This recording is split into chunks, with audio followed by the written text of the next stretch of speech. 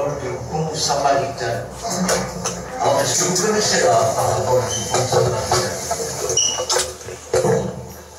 En principe, c'est un des passages les plus connus de la Bible.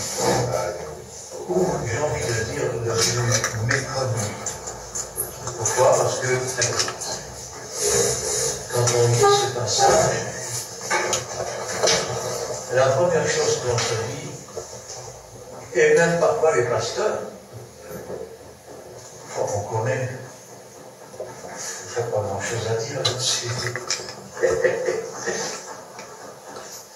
Et souvent, ce qu'on dit réellement, c'est que je suis riche et j'ai besoin de rien. Et on ne sait pas qu'on est nu, aveugle, misérable, et qu'on a besoin d'un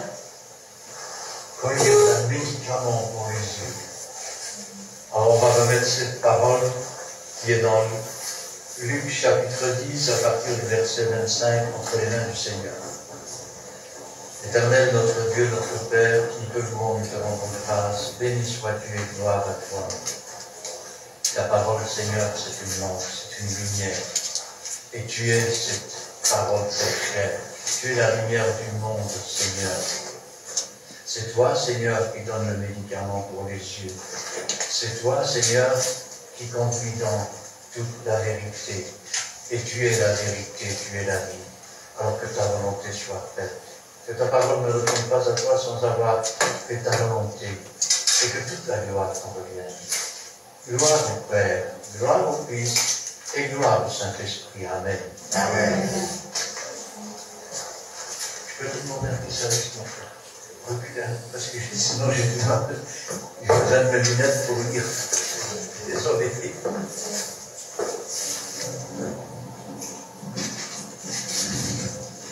Merci. Il nous est dit, un docteur de la loi se leva et dit à Jésus pour l'éprouver, « Maître, que dois-je faire pour hériter la vie éternelle ?»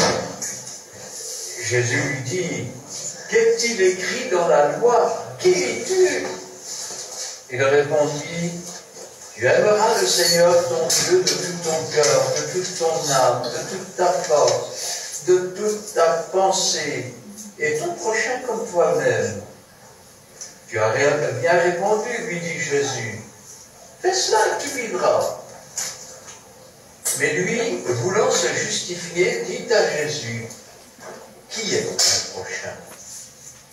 Jésus reprit la parole et dit, un homme descendait de Jérusalem à Jéricho. Il tomba au milieu des brigands, qui le dépouillèrent, le chargèrent de coups, et s'en allèrent le laissant à demi-mort. Un prédicateur qui, par hasard, descendait par le même chemin, ayant vu cet homme, passa outre. Un lévite qui arriva aussi dans ce lieu, l'ayant vu, passa outre. Mais un samaritain qui voyageait, étant venu là, fut ému de compassion lorsqu'il le vit. Il s'approcha, banda ses plaies, en y versant de l'huile et du vin. Puis il le mit sur sa propre monture, le conduisit à une hôtellerie et prit soin de lui. Le lendemain, il tira 2 deniers, les donna à l'autre, et dit, aie soin de lui. Et ce que tu dépenseras de plus, je te le rendrai à mon retour. Lequel de ces 3 te semble avoir été le prochain de celui qui était tombé au milieu des brigands? C'est celui qui a exercé la miséricorde envers lui, répondit le docteur de la loi. Et Jésus lui dit, va, et toi, fais de même. Amen. Amen. J'ai entendu ce passage des centaines de fois. J'ai entendu des centaines de versions. Et pourtant, je pense qu'on a besoin d'un fameux collier, d'un fameux médicament pour nos yeux.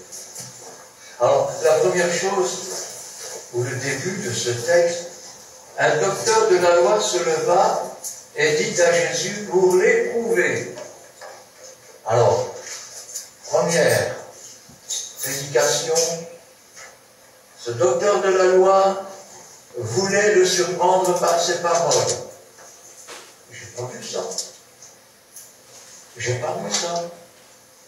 Après que nous aurons étudié ce texte, je vous le dis maintenant, mais vous le comprendrez après, dans toute la Bible, dans tout le Nouveau Testament, je n'ai vu nulle part un docteur de la loi aussi intelligent, aussi réceptif à la parole de Dieu.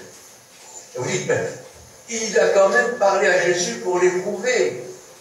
N'avez-vous jamais lu que les diacres doivent être éprouvés avant d'exercer? N'avez-vous jamais lu que le prophète est éprouvé par les esprits des prophètes? N'avez-vous jamais lu que les chrétiens de Béret étaient félicités? Vous savez pourquoi? Parce qu'ils vérifiaient si tout ce qu'on leur enseignait était conforme avec la parole de Dieu. Autrement dit, ils éprouvaient l'enseignement par rapport à la parole de Dieu. Cet homme rencontre Jésus. C'est un docteur de la loi. C'est un homme qui a étudié toutes les lois. Il en sait plus sur la Bible que vous n'en saurez probablement jamais. Il veut éprouver Jésus. Il veut savoir de quoi est fait ce Jésus. Est-ce un enfant de Dieu? Est-ce un docteur? Est-ce un maquignon? Il est l'homme qui ne marche pas sur un vide-dire. Il est l'homme qui ne se contente pas, je vais dire, d'écouter et de dire bravo. Il est l'homme qui veut éprouver. Il est l'homme qui veut sonder. Il est l'homme qui veut savoir. Et je vais vous dire une chose, c'est le secret aussi de la marche avec Jésus. C'est le secret de la marche avec Jésus. Vous ne devez pas être des moutons de Panurge, vous ne devez pas prendre tout comme argent comptant. Vous devez contrôler, vous devez vérifier, vous devez lire votre Bible. Vous savez, j'ai eu des témoins de Jéhovah à la maison. À un moment donné, ils me sortaient je ne sais pas quoi. Oui, parce que là, ils ont ce qu'on appelle le procédé théocratique. C'est-à-dire que quand ils sont coincés, ils peuvent mentir. Et à ce moment-là, oui, ça s'appelle comme ça, procédé théocratique. C'est un beau mot. Quand tu es coincé, tu peux mentir ou inventer des trucs.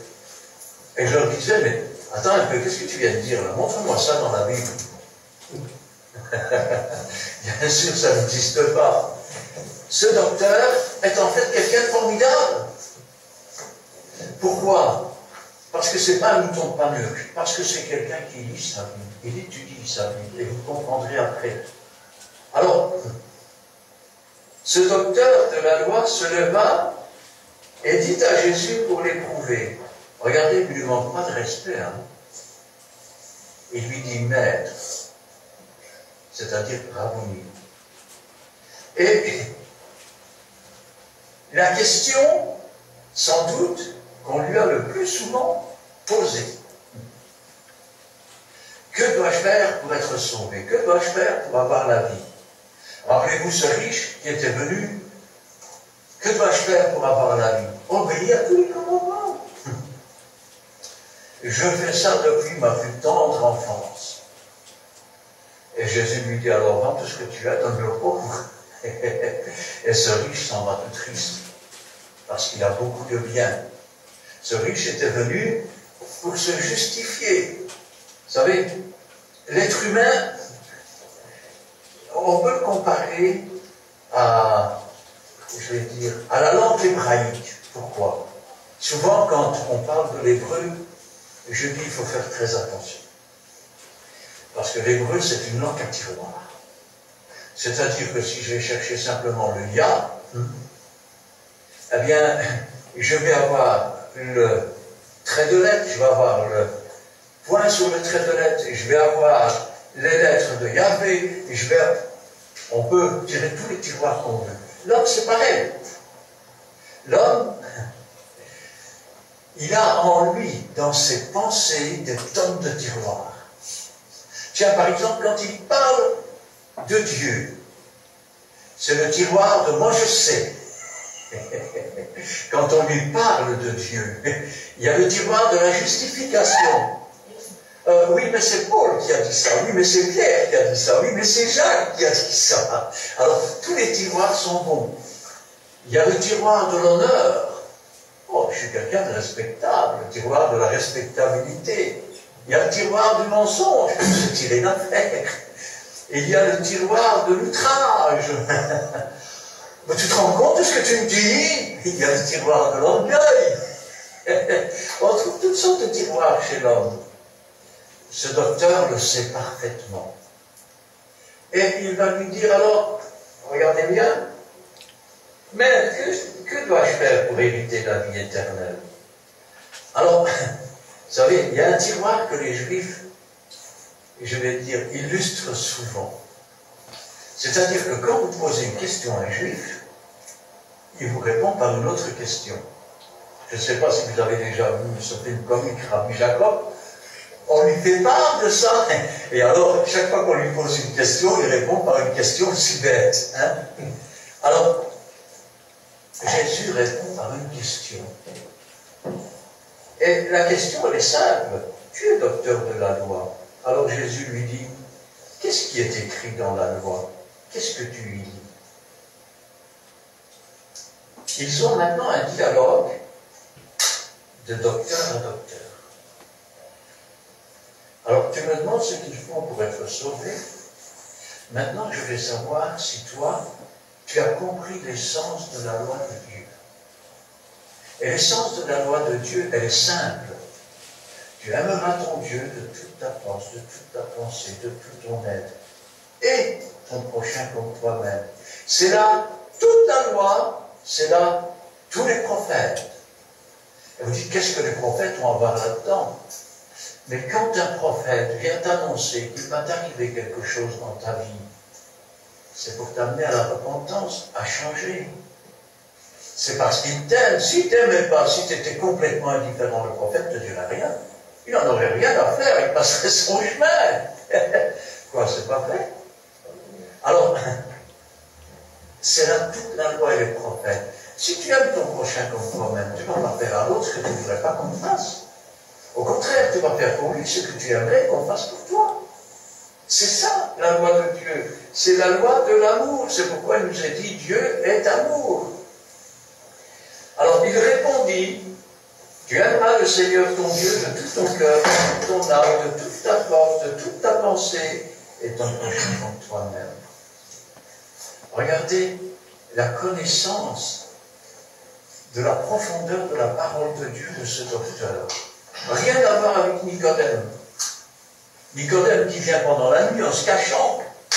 Et quand Jésus lui dit, il faut que tu naisses de nouveau, il est docteur de la loi. Il dit, comment une chose pareille est possible? Est-ce que je dois retourner dans le ventre de ma mère et naître de nouveau? Et Jésus lui dit, tu es docteur de la loi, tu ne connais pas ces choses.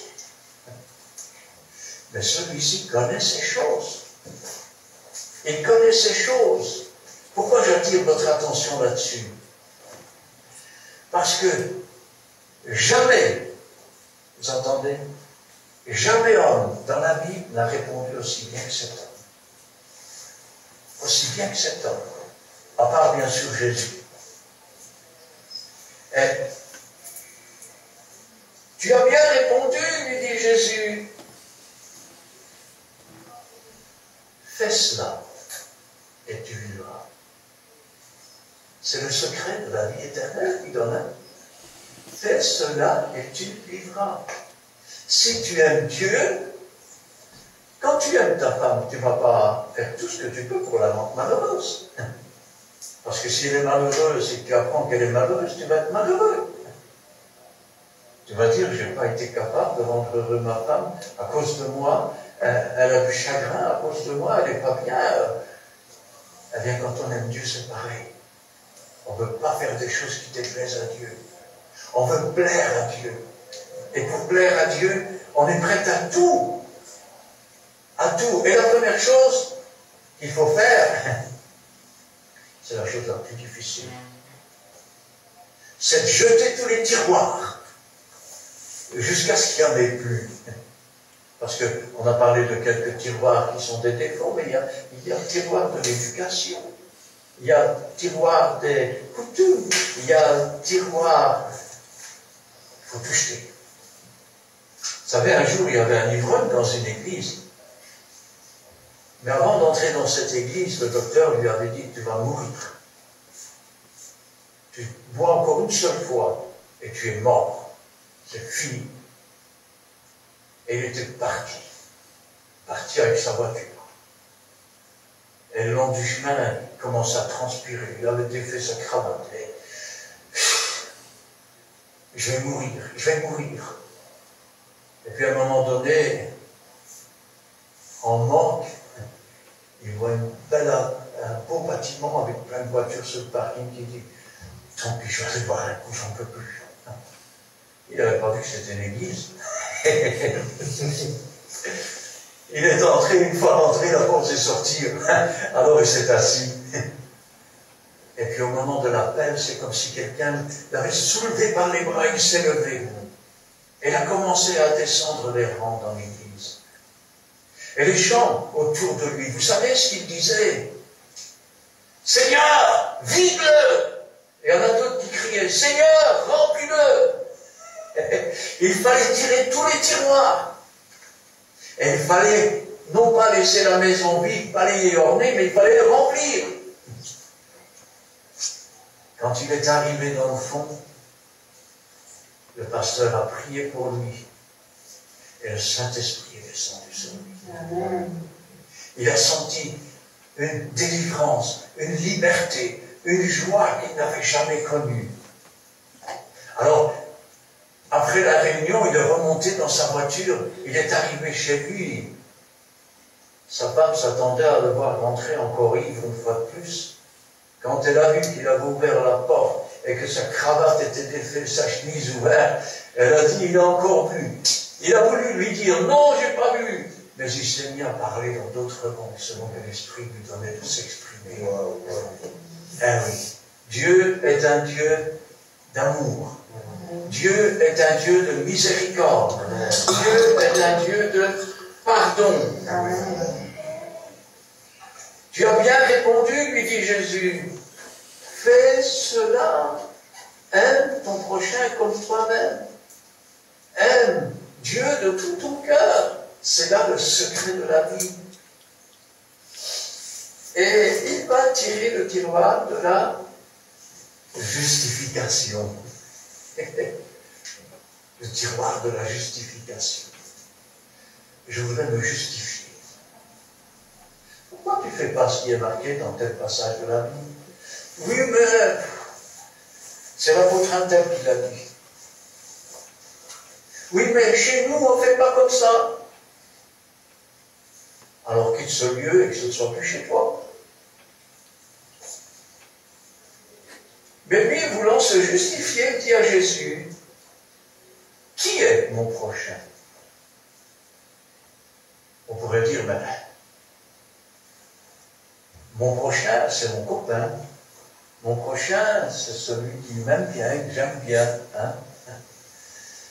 Mais si tu fais du bien qu'à ceux qui te font du bien, qu'est-ce que tu fais d'extraordinaire?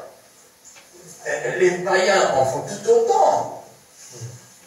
Donc, ton prochain, c'est certainement pas, je vais dire, celui qui est même ton compagnon de route. C'est quelqu'un d'autre. Mais qui est-il? C'est ça la question. Qui est ce prochain? Ah, vous me direz, c'est le bon samaritain. Alors je vous arrête tout de suite. Un jour, il y a quelqu'un qui est venu près de Jésus qui a dit, bon maître, et Jésus a dit, il n'y a le bon que Dieu. Alors, le bon samaritain, il n'existe pas. Ou alors il est Dieu. Ah oui. Ah, je sais, ça choque un peu, ça déphase un peu. Je m'attendais à ce qu'ils me disent, le samaritain, il est venu, il a fait ceci, cela, c'est lui, le prochain. Ben non, on va continuer. Jésus reprit la parole et dit, Un homme descendait de Jérusalem à Jéricho. Il parle de docteur à docteur. Il ne parle pas, je vais dire, d'une simple parabole. Je vais dire autrement. Un homme est parti de Jérusalem. À Jérusalem, c'est là que se trouve le roi de Salem, c'est-à-dire roi de Jérusalem, roi de justice et de paix. Nous sommes tous sacrificateurs avec Jésus-Christ, selon l'ordre ou selon la manière de ce roi, qui s'appelle Melchisédek. Juste. C'est aussi la ville du grand roi. C'est la ville du roi des rois et du seigneur des seigneurs, Jésus-Christ. Il est parti de là. Il est sorti. Et dans quelle direction va-t-il? En direction de Jéricho. Et se dirige un pas à la fois vers le désert. Quand Israël est sorti du désert pour s'emparer du pays promis, la première ville qu'ils ont rencontrée, c'est quoi? C'est Jéricho. Mais lui quitte la ville du grand roi pour se rendre en direction de Jéricho. C'est la porte du désert. Il sort de la grâce pour se diriger vers le désert. Et vous dites, je ne comprends pas. N'avez-vous jamais lu l'histoire de ce prophète qui était monté sur un âne et qui s'en allait à l'encontre de la volonté de Dieu? Et le long du chemin se trouvait un ange avec une épée nue à la main. L'épée est nue, c'est-à-dire qu'elle est tirée de son fourreau, c'est pour frapper. Et l'ânesse s'est laissée tomber. Alors, il l'a frappé. Et l'ânesse s'est mise à parler. Dieu peut se servir d'un âne pour parler à un homme. Et elle lui a dit, est-ce que tu as déjà vu que j'ai l'habitude de te traiter comme ça? Non. Il ne réalise même pas que l'âne lui parle. Hein? Non. Et c'est alors que ses yeux se sont ouverts et qu'il a vu l'ange. Et que l'ange lui a dit, si tu avais essayé de passer, je t'aurais tué. Elle l'a même collé contre le mur pour passer à côté de l'ange. N'avez-vous jamais vu quand Jonas ne voulait pas aller à Ninive et que Dieu s'est servi d'un poisson, que le poisson l'a avalé, l'a craché dessus? Il a été agressé par ce poisson, il a été jeté. D'ailleurs, Jésus dira, et comme Jonas est resté 3 jours et 3 nuits dans le ventre du grand poisson, il faut que le Fils de l'homme reste 3 jours et 3 nuits dans le ventre de la terre. Ce n'était pas, je vais dire, quelque chose de banal. Il a été agressé le long du chemin. N'avez-vous jamais vu l'histoire de Job? Job, Dieu avait confiance en lui, mais il l'a éprouvé. Il l'a éprouvé d'abord par la perte de ses biens et de ses enfants, ensuite par la perte de sa santé, afin que toutes ces choses concourent à son bien. Alors cet homme, il a quitté la ville sainte et se dirige vers le désert. Et là, il est tombé sur des brigands. Il est un peu comme le fils prodigue qui a quitté la maison de son père, qui est allé se prostituer, et puis finalement, maintenant il garde ses bourseaux. Et il est là par terre. Et la Bible nous dit, un homme descendit de Jérusalem à Jéricho. Il tomba au milieu des brigands qui le dépouillèrent, le chargèrent de coups. Qui sont ces brigands?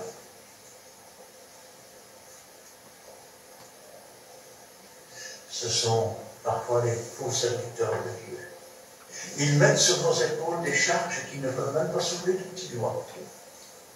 Eh oui, ce sont aussi, je vais dire, ces gens qui se font passer pour des brebis et au-dedans ce sont des loups ravisseurs, ils cherchent qui ils vont dévorer, ils cherchent les brebis faibles pour les écraser. Et voilà que cet homme est laissé là, à demi-mort. Il est à moitié mort. Et la Bible nous dit, ils s'en allèrent le laissèrent à demi-mort. Un sacrificateur qui, par hasard, descendait par le même chemin. Oh, nous parle-t-on? D'abord, le hasard n'existe pas. Ne sommes-nous pas prédestinés? La prédestination, oui, mais le hasard, ça n'existe pas. On me dit, si à la loterie, il y a le hasard. Non, parce que, écoutez, ils savent très bien ce que va rapporter la loterie, étant donné que si je vous demande 1 franc à chacun et que je donne 10 francs au gagnant, vu que vous êtes plus que 10, c'est toujours moi qui gagne. Donc il n'y a pas de hasard là-dedans, il y a du profit. Hein? Alors, quand il dit, il descendit par hasard, c'est une forme de moquerie quelque part. Autrement dit, cet homme, comme il est dit ici, un petit instant, ce sacrificateur, n'est en fait qu'un homme religieux. Il a quitté aussi la sainte cité, la sainte ville, la présence du Saint-Esprit, la présence de Dieu. Et il commence à s'en aller vers le désert. Par hasard, il passe par le même chemin. La religion, elle n'aime souvent que l'argent. Elle n'aime que la gloire. Elle se promène en longs vêtements. Elle se fait appeler mon Père. Rappelez-vous qu'il est écrit, vous n'avez qu'un seul Père, votre Père qui est dans le ciel. Que personne d'autre ne se fasse appeler Père. Ils se font appeler directeur. Que personne ne se fasse appeler directeur. C'est marqué dans la Bible. Ils ont de longs phylactères, c'est-à-dire des fils, pour se rappeler les versets bibliques. Et puis un petit carré ici avec un verset biblique à l'intérieur, pour montrer que dans leur tête, il y a la connaissance de la parole. Mais ce sont des gens religieux. Ils ont l'apparence de la piété en Venise, ce qui en fait la force. Ils ont quitté la sainteté. Ils ont quitté, je vais dire, la présence du Saint-Esprit, la présence de Jésus. Et ils s'en vont petit à petit en direction de Jéricho, en direction de la porte du désert. Ils n'ont aucune compassion. Ils ne voient pas les œuvres préparées d'avance par Dieu. C'est pour ça qu'ils passent à côté. Ah, je sais, on vous a dit peut-être qu'il ne voulait pas se souiller parce qu'on ne peut pas toucher un mort. Il a peut-être cru qu'il était mort. Non, ils l'ont laissé à demi-mort. Donc il n'est pas mort. Il râle. Ah oui, mais il passe à côté. Si tu n'as qu'une religion dans ta vie, tu ne feras pas les œuvres que Dieu a préparées d'avance. Or, Dieu nous a sauvés pour des œuvres qu'il a préparées d'avance. Tu vas passer à côté. Et tu t'arrêteras auprès des œuvres que Dieu n'a pas préparées. Ça veut dire aussi que quand Dieu va regarder les œuvres de de cet homme religieux, il pourra dire, tes plus belles œuvres ne servent à rien. C'est un linge souillé devant Dieu. Il est passé à côté de ce que Dieu attendait. Pourquoi? Parce qu'avec toute sa religion, il s'est écarté de Dieu. Il rentre dans le monde qui est un désert. Et Dieu ne sait même plus, même s'il le met devant lui, devant ses yeux, il passe à côté. Pourquoi? Parce qu'il n'est plus dirigé par le Saint-Esprit. Il n'a plus qu'une religion, et la religion ne sauve pas.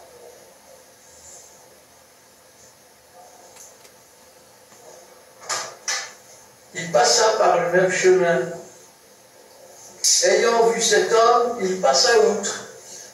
Un Lévite qui arriva aussi dans ce lieu, l'ayant vu, passa outre. Alors, le Lévite, c'est l'image du légaliste. D'ailleurs, c'est dans le Lévitique que vous trouvez les lois. Et le légaliste, qu'est-ce qu'il dit? Si cet homme est comme ça, c'est sûrement qu'il a fait quelque chose contre Dieu.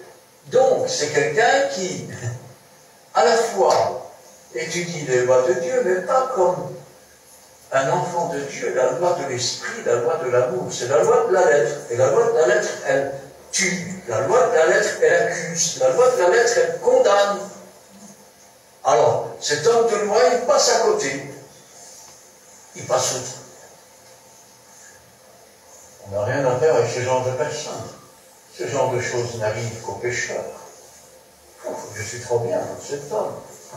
Il aurait pu dire aussi, Seigneur, je te remercie de ne pas être comme cet homme.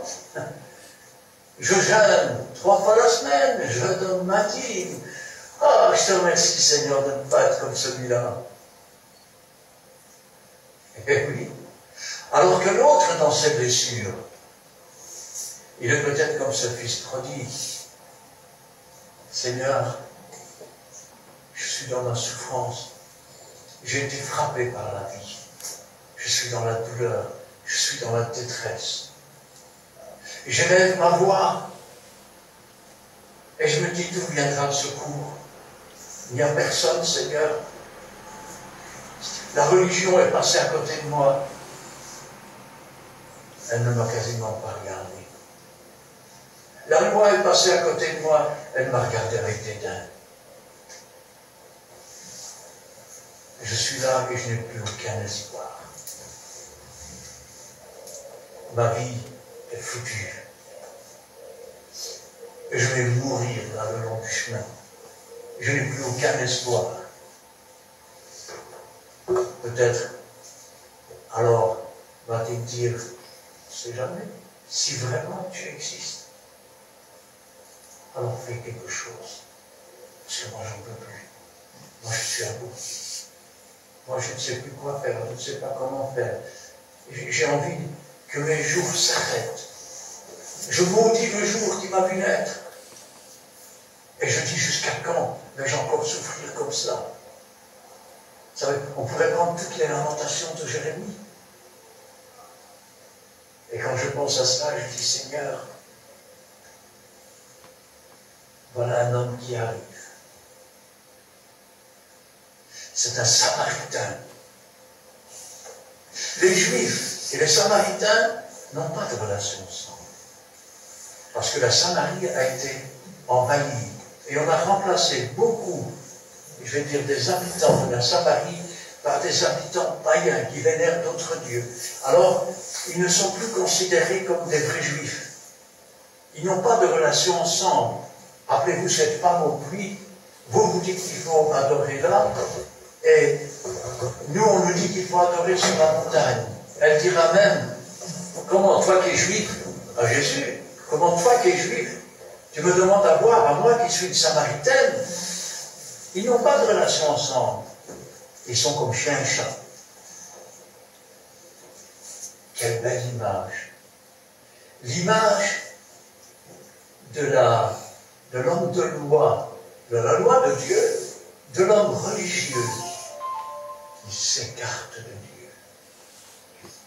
Israël s'étant détourné de Dieu, Dieu s'est tourné vers les nations, vers les étrangers, ceux avec qui on n'a pas de relation, ceux avec qui on parle, mais on n'entre pas dans leur maison. Le Samaritain. Le Samaritain, il n'est pas parti de Jérusalem pour aller à Jéricho, ou par le même chemin, c'est un voyageur. C'est un voyageur. C'est un étranger sur la terre. Ne sommes-nous pas des étrangers sur la terre? Amen. Notre patrie, elle est dans le ciel. Amen. Nous vivons dans une tente en attendant de revêtir notre domicile céleste. Nous sommes des étrangers. Nous voyageons sur cette terre, mais nous sommes des concitoyens de la cité céleste. Et voilà que ce Samaritain qui voyageait, étant venu là, fut ému. Fut ému de compassion. Je vais le dire autrement, il est au bord des larmes. Il prend part à la souffrance de cet homme. Il est là, et il ne va pas se contenter de regarder et de souffrir. Il va venir à son aide. Il va faire ce que Jésus nous a demandé. Rappelez-vous, nous qui ne sommes pas juifs de naissance, moi qui en ai, alors je m'excuse pour eux, eh bien, il nous a dit, allez par toutes les nations. Et dans les nations, on rencontre quoi? Quand les invités ne sont pas dignes de l'invitation qu'ils ont reçue, le Maître nous envoie au coin des rues, chercher les pauvres, les misérables, chercher ceux qui sont blessés par la vie. Et il va commencer. Il va commencer à faire l'œuvre que Dieu a préparée. Comment se fait-il que ces gens de religion et de loi passent à côté, alors que cet étranger commence à faire les œuvres que Dieu a préparées pour lui? Es-tu cet étranger? Si tu es toujours du monde, tu appartiens toujours au désert. Et le désert, il est nourri par son maître, c'est le diable. Et le diable, il mange de la poussière de la terre, rien d'autre. L'enfant de Dieu, c'est le Fils du Dieu vivant. Et il se nourrit des paroles et du pain de vie. Il se nourrit de celui qui est la résurrection et la vie. Il va s'approcher de cet homme. C'est pas le bon samaritain, il n'y a de bon que Dieu. Et s'il y a de la bonté en lui, ce n'est pas sa bonté, c'est la bonté que Dieu a mise en lui. Quand vous avez de la compassion, remerciez Dieu, c'est Dieu qui l'a mis en vous. Parce que si vous n'avez pas jeté le tiroir de l'indifférence, il n'y a pas de place pour la compassion. Si vous n'avez pas jeté le tiroir de l'orgueil, il n'y a pas de place pour l'humilité. Si vous n'avez pas jeté, et je vais dire, le tiroir de je sais tout, je connais tout, il n'y a pas de place pour mettre de la connaissance. Amen. Quand je pense à cet homme, je dis, il est arrivé là comme un instrument de Dieu. Dieu a mis en lui de la compassion. Il n'a pas quitté Jérusalem pour aller dans le désert, non. Il est un voyageur. Et il va là où il est conduit. Il est un peu comme Abraham. Si vous aviez posé la question à Abraham, bonjour monsieur, d'où venez-vous? Je viens de Mésopotamie, c'est-à-dire d'Irak. C'est loin. Et vous allez où comme ça? Je ne sais pas. Comment ça, vous ne savez pas? Non, Dieu m'a dit, quitte ta maison, quitte ta famille, quitte ta patrie, et va vers le pays que je te montrerai. Dieu me montre au fur et à mesure. De même que Dieu veut vous montrer au fur et à mesure le chemin par lequel vous devez passer et emprunter. Le long de ce chemin, Dieu a placé des choses. Si maintenant vous dites, je connais tout, je sais tout, comme ces hommes religieux, eh bien, vous dites, je suis riche, j'ai besoin de rien. Dès lors, vous devenez aveugle. Si vous devenez aveugle, comment pouvez-vous voir? Quand un aveugle conduit un aveugle, est-ce qu'il ne tombe pas tous dans un trou? Il faut donc se mettre au pied du Seigneur et chercher le remède, chercher le médicament. Le remède, il est simple. Ce matin, quand j'ai vu ce passage, j'ai dit, oh, Seigneur, tout le monde connaît ça. Seigneur, qu'est-ce qu'on va bien pouvoir dire là-dessus? Et puis je me suis dit, attends, tu es en train de dire que tu es riche, que tu as besoin de rien. Je dis, non, Seigneur, je suis pauvre. Je suis misérable. Et là, je suis aveugle. J'ai vraiment besoin d'un médicament, Seigneur, parce que dire que je sais, que je connais, n'est-ce pas de l'orgueil? Il faut, Seigneur, que tu vis de tout. Alors, je recommence, Seigneur. Maintenant, je me remets devant. Seigneur, je suis un ignorant. Je ne connais rien. Je ne sais rien. Et toi, tu sais tout, tu connais tout, et j'ai tout à apprendre. Alors maintenant, Seigneur, apprends-moi. Apprends-moi. Et là, les choses commencent à prendre forme. Et là, les yeux commencent à s'ouvrir. C'est la révélation des paroles qui éclaire. Elle est une lampe, elle est une lumière qui va t'éclairer le long du chemin par lequel Dieu va te conduire. C'est elle qui va te permettre de voir cet homme blessé le long du chemin et que Dieu a mis sur ton chemin. Et dans ton cœur, Dieu a mis la compassion. Dieu a mis les paroles de réconfort. Ne cherchez pas ce que vous aurez à dire. Cela vous sera donné à l'heure même.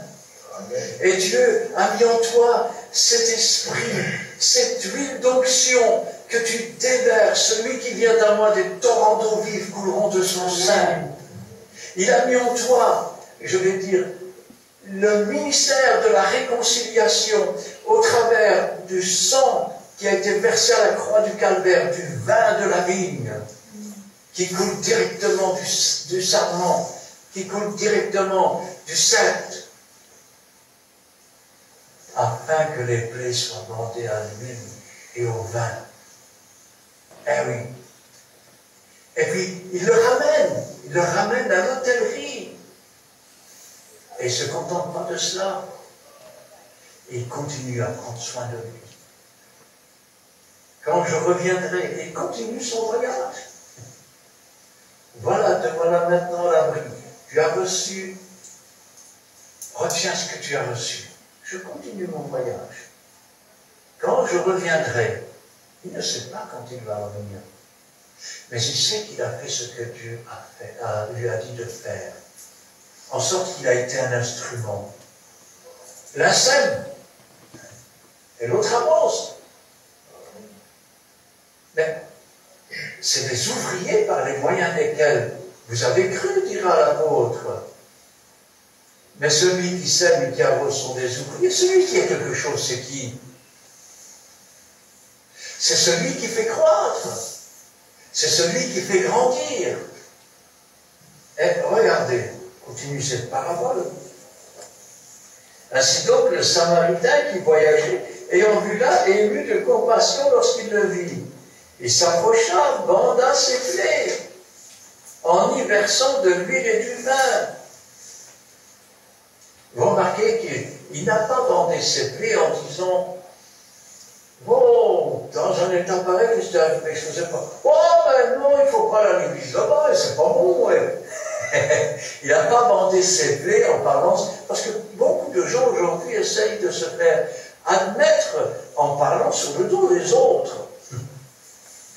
Dites-vous bien, quelqu'un qui parle sur le dos des autres quand il vient chez vous, quand il sort de chez vous, il parle sur votre dos. C'est tout ce que j'ai à dire. Si vous ne comprenez pas, alors je ne sais pas comment il faut faire. Hein? Alors, il a bandé ses plaies avec l'huile et le vin, avec le Saint-Esprit et le sang de l'agneau. Voilà avec quoi on bande les plaies. Parce que c'est Jésus qui délivre, c'est Jésus qui guérit. C'est Jésus qui, je vais dire, efface les péchés. C'est Jésus qui change avec Dieu les temps et les circonstances. Puis il le mit sur sa propre monture. Cet homme s'asseyait sur sa monture pour voyager. Donc il s'appuyait sur sa monture. Il le prend et le met sur sa monture. Maintenant, cet homme s'appuie sur la même monture que lui. Sur quoi t'appuies-tu? Sur un roseau qui est brisé, qui va blesser ta main? Ou est-ce que tu t'appuies sur la nourriture pure, parfaite, sans levure de la parole de Dieu? Est-ce que tu t'appuies sur le levain du pharisien dont Jésus a dit, méfiez-vous?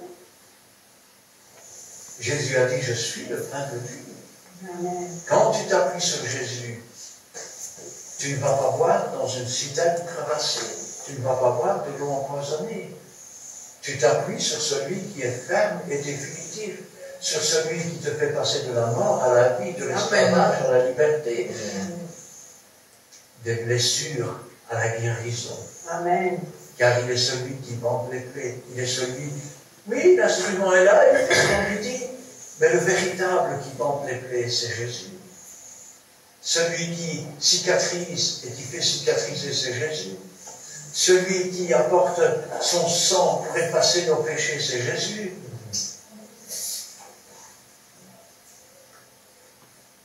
Il le conduisit et prit soin de lui. Le lendemain, il tira 2 deniers les donna à l'autre et dit, aie soin de lui, et ce que tu dépenseras de plus, je te le rendrai à ton retour. N'avez-vous jamais vu? Si tu vois ton frère ou ta sœur qui sont dans le besoin,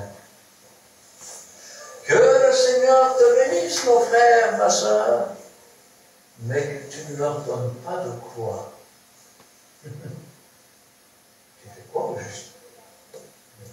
Du bon. Cet homme a sorti 2 deniers de sa poche. Il les a donnés pour cet homme à cause de l'œuvre que Dieu avait préparée d'avance. Il les a donnés.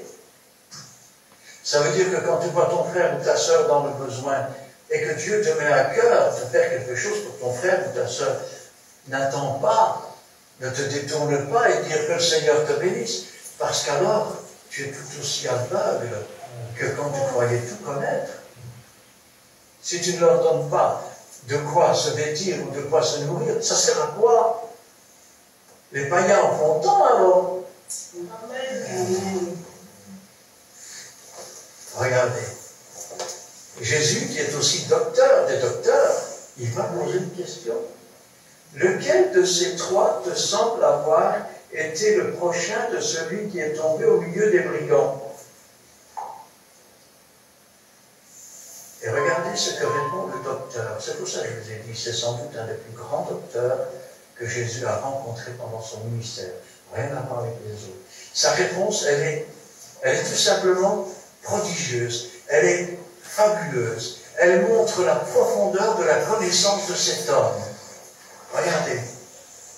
C'est celui qui a exercé la miséricorde envers lui, répondit le docteur de la loi. Et Jésus dit, va et toi fais de même. Alors, qui est son prochain? C'est celui qui a exercé la miséricorde. Alors immédiatement, à quoi on pense? C'est le Samaritain puisqu'il est venu apporter de l'aide. Je vais vous poser une question. Ce Samaritain qui voyageait sur sa monture, est-ce que l'homme blessé et à demi-mort a fait quoi que ce soit de coupable envers le Samaritain?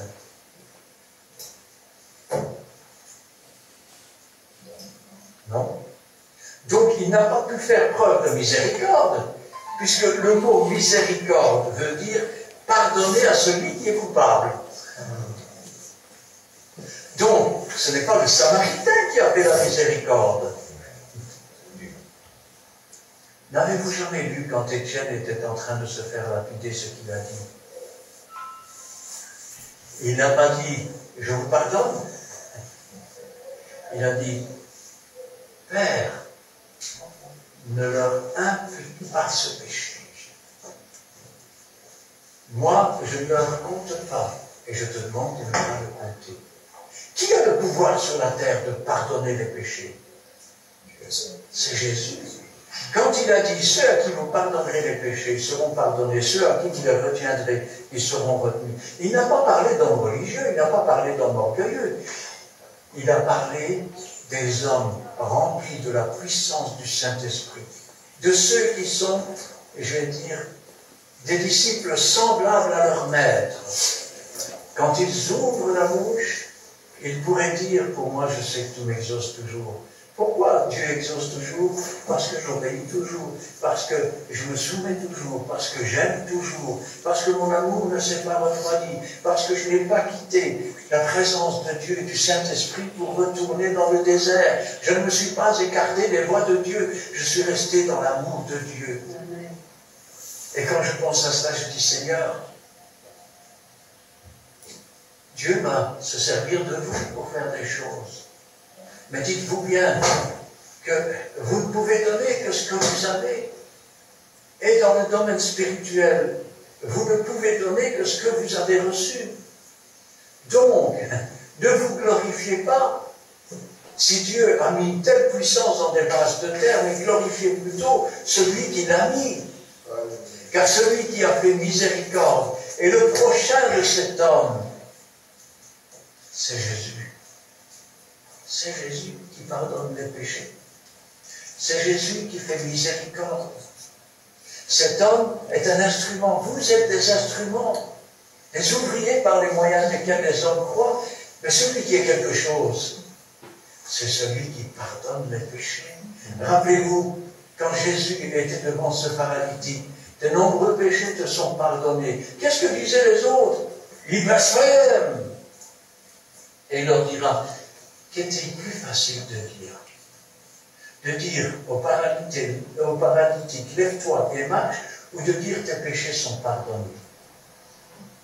Alors, là, ils sont coincés, parce que toujours facile de dire tes péchés sont pardonnés, même si on ne pense pas, parce que l'homme a le pouvoir de dire des phrases et de penser le contraire. Mais de dire au paralytique, lève-toi et marche, c'est une autre histoire. Or, afin que vous sachiez que le Fils de l'homme a le pouvoir de pardonner les péchés, il dira, je te le dis au paralytique, et si tu es paralysé spirituellement, et si tu t'es écarté, si tu es blessé, et si tu es sur le chemin à moitié mort, lève-toi, marche et retourne vers Jérusalem, vers la fondation de la paix, vers la possession de la paix. Car celui qui te dit, je te pardonne, j'ai pardonné tes péchés, il dit aussi, maintenant ne pêche plus. Et quand il pardonne, c'est oublier. Oublier. Sur la croix du calvaire, il a dit, Père, pardonne-leur, ils savent pas ce qu'ils font. Et il a dit, tout est accompli. Ça veut dire que ton salut, tu le trouves dans l'obéissance et l'amour envers Dieu et envers Jésus-Christ, son Fils bien-aimé. Si tu aimes Jésus, c'est là que tu trouves la miséricorde. Qui est celui qui t'a fait miséricorde? Est-ce celui qui est venu parler de Jésus à toi? Où est-ce Jésus? Vous voyez, beaucoup de gens auraient pu dire, oh, je connais ça, je sais ça. Et maintenant, on s'aperçoit qu'on ne connaissait rien. Et que quand tu aimes ton Dieu, Dieu le Père, de toute ta force, de toute ta pensée, de tout ton être, et ton prochain comme toi-même, en réalité, tu aimes celui qui t'a fait miséricorde. Tu aimes Jésus-Christ. Amen. Amen. Amen.